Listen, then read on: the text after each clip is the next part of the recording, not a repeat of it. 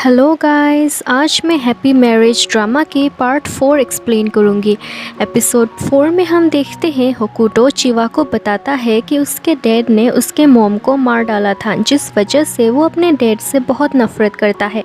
लेकिन चिवा को होकुटो के इस बात पर विश्वास नहीं हो रहा था कि होकुटो के डैड ऐसा कुछ कर सकते हैं, क्योंकि चिवा होकुटो के डैड से मिल चुकी थी और चिवा को लगा था कि होकुटो के डैड एक बहुत ही अच्छे इंसान हैं। अगले दिन होकुटो चिवा को फिर से जॉब से रिज़ाइन लेने के लिए कहता है, लेकिन चिवा कहती है कि वो इस बारे में खुद डिसीजन लेना चाहती है। होकुटो गुस्से में निकल जाता है और फिर चिवा भी अपने जॉब पे चली जाती है। यागामी चिवा को पूछता है कि क्या चिवा ने किशु और कैबेज रोल्स खाया था जो यागामी उस दिन ले गया था उसके लिए, लेकिन चिवा को तो इस बारे में कुछ पता ही नहीं था। यागामी कहता है कि उसने खाना चिवा के डैड को दिया था।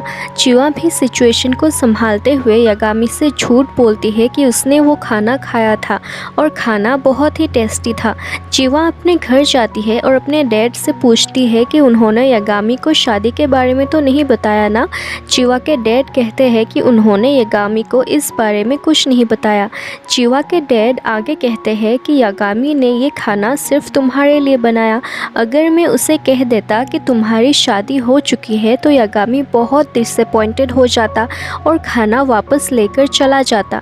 फिर चिवा के डैड चिवा से पूछते हैं कि वो अपनी शादी के बारे में यागामी को क्यों नहीं बताना चाहती। चिवा कहती है कि वो अपनी शादी के बारे में इसलिए नहीं बताना चाहती क्योंकि वो नहीं चाहती कि यागामी या फिर किसी और को ये पता चले कि वो होकुटो से जब फर्स्ट टाइम मिली थी तो होकुटो ने उसके सामने इतने सारे पैसे रख दिए थे। चिवा के डैड को लगता है कि सिर्फ यही वजह नहीं है। चिवा यागामी को इसलिए अपने शादी के बारे में नहीं बताती क्योंकि चिवा यागामी के फीलिंग्स को हर्ट नहीं करना चाहती और यागामी को डिसअपॉइंट नहीं करना चाहती। इस तरफ जब होकुटो को पता चलता है कि चिवा अपने डैड के घर गई है तो वो थोड़ा इरिटेट होता है। सोमा कहती है कि ये होकुटो की ही गलती है कि उसने अपने वाइफ का अच्छे से ध्यान नहीं रखा। सोमा आगे कहती है कि होकुटो अभी भी एक ओल्ड फैशन जापानीज़ आदमी की तरह है जो अपनी फीलिंग्स ओपनली एक्सप्रेस नहीं करता। होकुटो विदेश में पढ़ने गया था और वही बड़ा हुआ, लेकिन उसकी सोच अब भी ओल्ड फैशन है। अब वक्त बदल गया है और लोगों को अपनी फीलिंग्स एक्सप्रेस करनी चाहिए। आजकल के ज़माने में कुछ ऐसे लड़के भी हैं जो लड़कियों के साथ बहुत ही स्वीटली बिहेव करते हैं और उनके नीड्स की पूरी ख्याल भी रखते हैं, और ऐसा ही एक यंग लड़का चिवा के वर्क प्लेस में भी है। होकुटो पूछता है कि वो लड़का कौन है तो सोमा सान बताती है कि वो लड़का यागामी है जो उसी ऑफिस में पार्ट टाइम जॉब करता है और यागामी इन फ्यूचर अपना आईटी कंपनी खोलना चाहता है। सोमा कहने लगती है कि जब चिवा ने ऑफिस में ये कहकर छुट्टी ली थी कि वो बीमार है तो यागामी ने खुद खाना बनाया था चिवा के लिए और चिवा के घर तक ले गया था। सोमा कहती है कि ऐसे लड़के जो केयरिंग और स्वीट नेचर के होते हैं वो लड़कियों की वीकनेस होती है, और होकुटो को इस बात से थोड़ी टेंशन होती है कि शायद चिवा भी यागामी को लाइक करने लगेगी। होकुटो ऑफिस में जाता है और वहाँ मामिया होल्डिंग्स के फाइनेंशियल अकाउंट में उसे कुछ गड़बड़ मिलती है। होकुटो देखता है कि एक ट्रांजैक्शन ऐसा था जिस पर कंपनी की 160 मिलियन की फाइनेंशियल लॉस हो गई, लेकिन किसी ने उस डाटा के जगह गलत डाटा भर दिया कि कंपनी ने 40 मिलियन की प्रॉफिट कमाई। होकुटो एक इमरजेंसी मीटिंग शुरू करता है और अनाउंस करता है कि वो इस बारे में कंपनी के स्टॉक होल्डर्स को बताएगा। होकुटो का कजिन ताकायुकी इस बात से डिसएग्री करता है क्योंकि ऐसा करने से कंपनी की इमेज खराब होगी, लेकिन होकुटो अपनी डिसीजन चेंज नहीं करता क्योंकि स्टॉक होल्डर्स को भी सच पता होना चाहिए।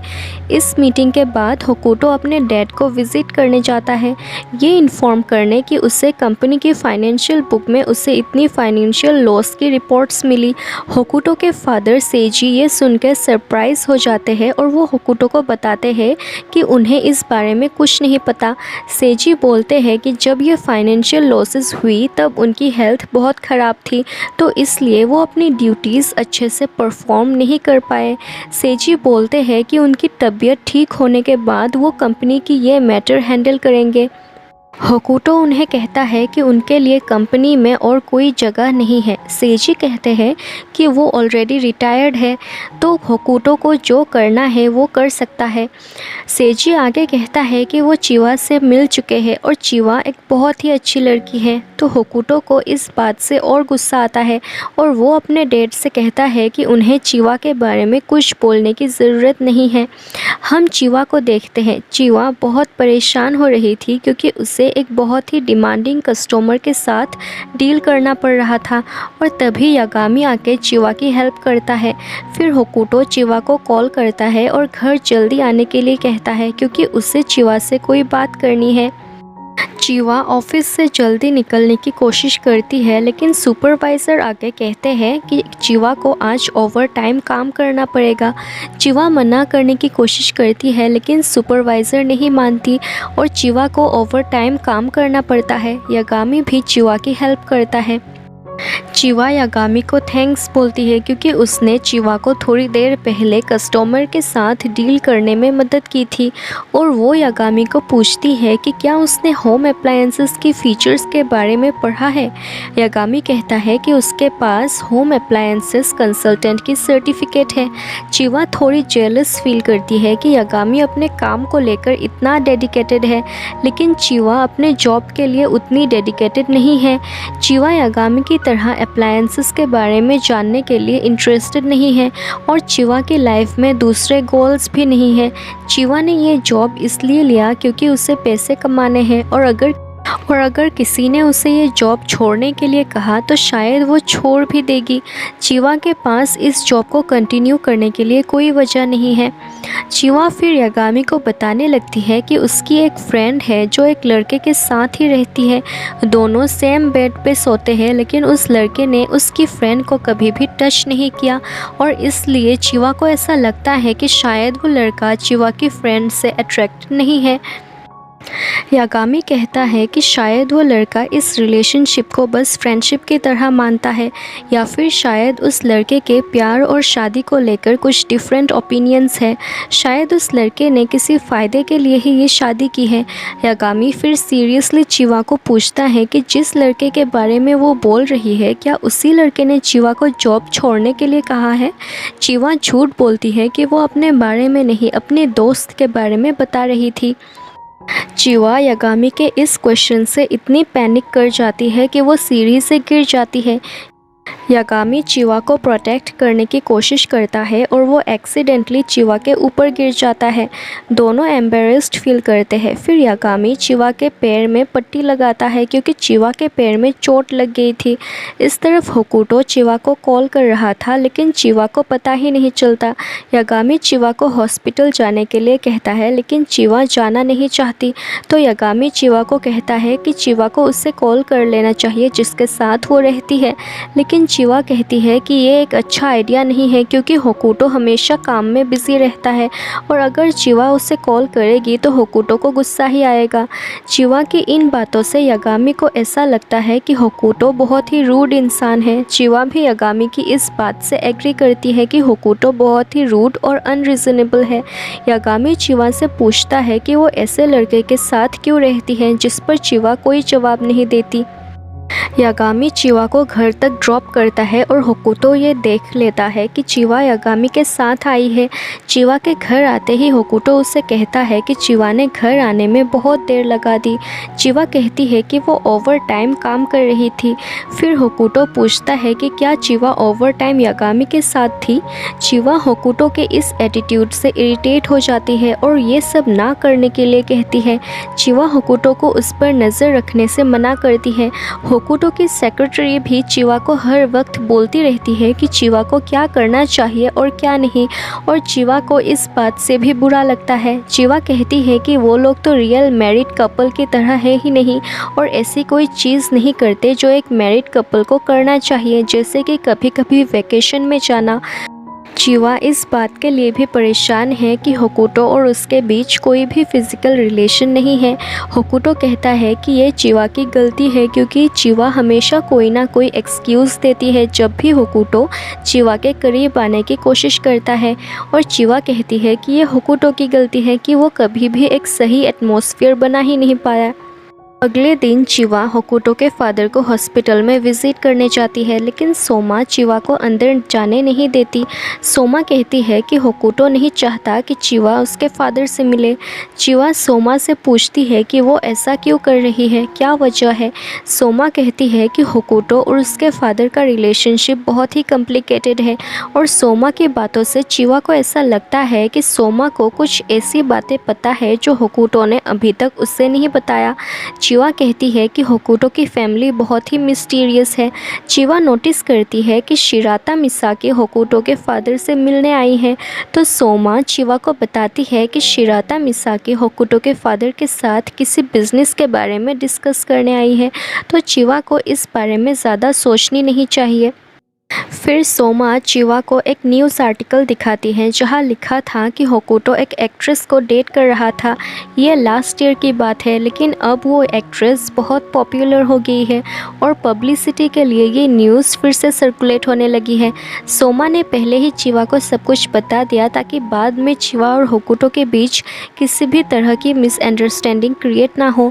होकुटो ने प्रेस बुलाया था ताकि वो मामिया होल्डिंग्स की फाइनेंशियल लॉस के बारे में सबके सामने रिवील कर सके, लेकिन किसी ने होकुटो को लॉक कर दिया था ताकि वो बाहर ना आ सके।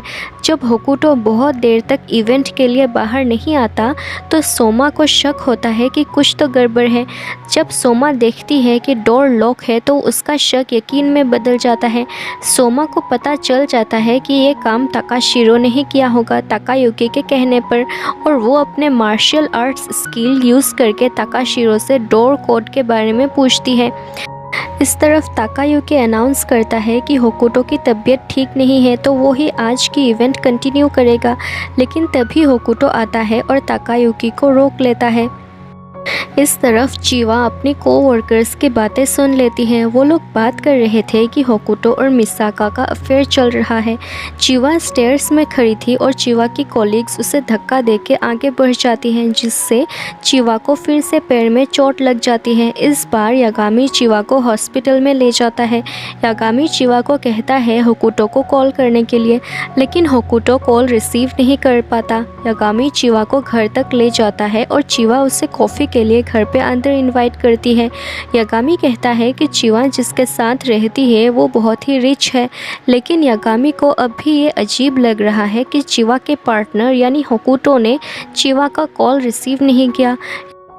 यागामी कहता है कि अगर उसके गर्लफ्रेंड ने उसे ऐसे कॉल किया होता तो वो ज़रूर रिसीव करता, चाहे वो कितना भी बिज़ी क्यों ना हो काम में। अगर उसकी गर्लफ्रेंड इंजर्ड होती तो वो फ़ौरन उसके पास जाता। यागामी पूछता है कि चिवा होकुटो जैसे इंसान के साथ क्यों रहती है जो चिवा की परवाह ही नहीं करता। चिवा कोई जवाब नहीं देती। यागामी चिवा के पास आता है और चिवा को किस करने ही वाला होता है कि तभी होकुटो घर पे आ जाता है और वो देख लेता है कि यागामी चिवा के इतने करीब आ चुका है। होकुटो यागामी को कहता है कि चिवा उसके साथ इसलिए रहती है क्योंकि चिवा उसकी वाइफ है। यागामी ये जान के बहुत हैरान होता है। होकुटो यागामी का बैग लेता है और उसे बाहर भेज देता है। फिर होकुटो चिवा को कहता है कि इस घर में वो किसी और के साथ इंटीमेट नहीं हो सकती। चिवा कहती है कि उसने ऐसा कुछ नहीं किया और यागामी को ये भी नहीं पता कि चिवा की शादी हो चुकी है। चिवा आगे बोलती है कि होकुटो ने यागामी के साथ बहुत रूडली बिहेव किया। होकुटो बोलता है कि वो रूडली बिहेव नहीं कर रहा था और ये उसका घर ही है, तो यहाँ चिवा दूसरे लड़के के साथ अफेयर नहीं कर सकती। चिवा बोलती है कि वो होकुटो के साथ कोई रियल मैरिज में नहीं है। चिवा और होकुटो के बीच अभी तक फिज़िकल रिलेशनशिप भी नहीं हुई और चिवा कहती है कि उसे तो ये भी नहीं पता कि होकुटो उसे लाइक करता भी है या नहीं, और सडनली होकुटो चिवा को किस कर देता है। चिवा फिर होकुटो से एक प्रॉपर एक्सप्लेनेशन मांगती है कि वो अपने फादर से इतनी नफरत क्यों करता है।